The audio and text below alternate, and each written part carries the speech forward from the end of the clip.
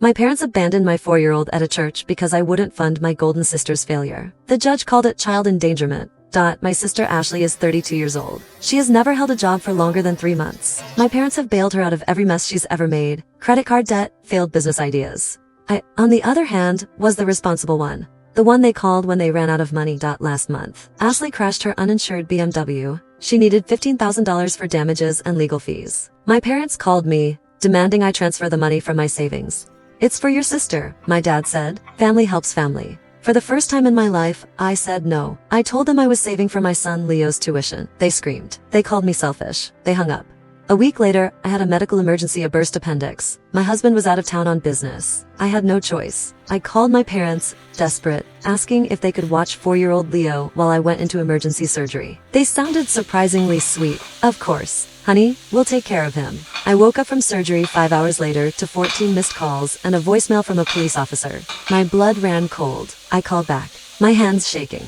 "Ma'am, we have your son Leo," the officer said. "He was found wandering alone in the parking lot of St. Mary's Church." My parents hadn't taken him to the park. They hadn't taken him for ice cream. 2 hours after dropping me at the hospital, they called my phone while I was under anesthesia. They left a voicemail saying, "Since you won't pay for your sister, we can't afford to feed your son. We're dropping him off where someone charitable can look after him. Transfer the $15,000 and we'll tell you where he is." When I didn't answer because I was being cut open on an operating table, they actually did it. They drove to a church 5 miles away, opened the door, told Leo to go find the priest, and drove off.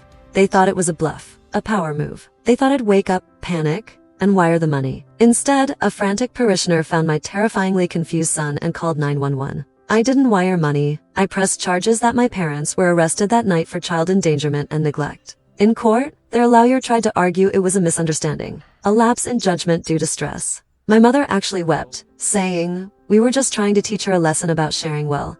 The judge wasn't having it. He looked at them with pure disgust. "You used a 4-year-old child as a bargaining chip for extortion," he said, his voice shaking the room. "You abandoned a defenseless minor in a public place to coerce money from your daughter while she was in surgery. This isn't a lapse in judgment. This is a depraved act of cruelty."